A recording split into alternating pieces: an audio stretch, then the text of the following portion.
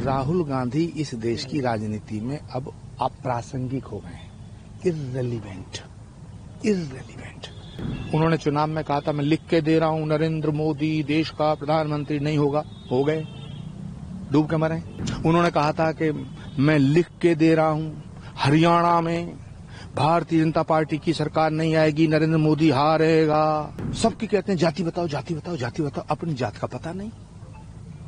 सोचो ना, दुनिया की जाति पूछ तो खुद की जाति बताएं किसी दिन, बताए ना किसी दिन। भाई तुम खुद भी तो बताओ तुम किस जात के हो। राहुल गांधी जी की जो टोली है ना, मैं इन्हें चुनौती देता हूं आपके इस एजेंसी के माध्यम से कि ये ओपन घोषणा करें प्रेस कॉन्फ्रेंस में कि अगर हमारी सरकार आएगी तो हम 370 धारा को दोबारा लगाएंगे।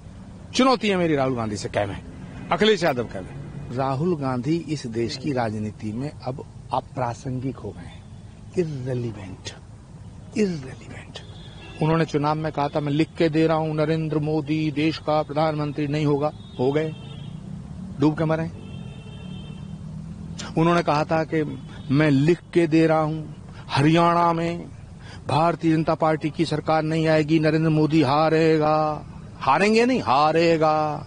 भारत के प्रधानमंत्री का जो सम्मान न करता हो, जो भारत का सम्मान न करता हो, भारत माता की जय ना बोलता हो, वंदे मातरम ना बोलता हो, राम राम ना करता हो, राम का विरोधी, सनातन का विरोधी, कल्कि का विरोधी, गंगा का विरोधी, गाय का विरोधी, तो उनके ऊपर मैं क्या टिप्पणी करूं।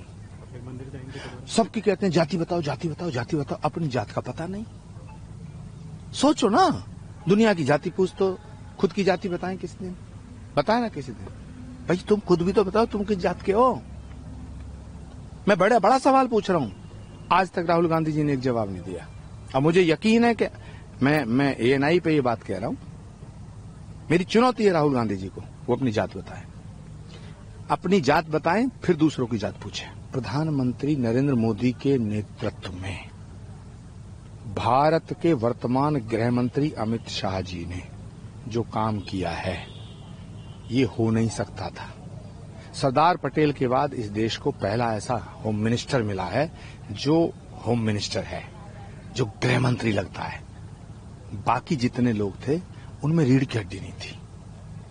धारा 370 हटाने के बाद इस राष्ट्र की एकता को बल मिला है। किसी की मां ने दूध नहीं पिलाया जो दोबारा धारा 370 लगाते।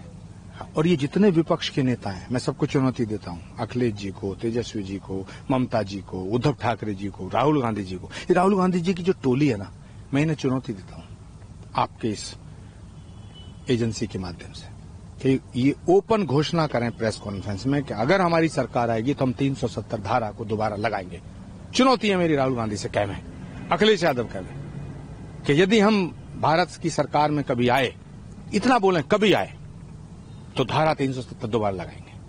370 अब अतीत हो गया और ये जनता को मूर्ख बनाने का काम कर रहे हैं, भारत के मुसलमानों को धोखा देने का काम कर रहे हैं, भारत के मुसलमानों को अपमानित करने का काम कर रहे हैं, हिंदुओं के मन में जहर घोल रहे हैं मुसलमानों के प्रति। जबकि मुसलमान नहीं चाहता है, मुसलमान तो चाहता है हिंदू अपने मंदिर जाए, हमें मस्जिदों में नमाज पढ़ने दें। राम मंदिर के फैसले के बाद किसी मुसलमान ने विरोध नहीं किया, लेकिन मुसलमानों को भड़काने का काम ये विपक्ष करता है। ये इस देश को तोड़ना चाहता है।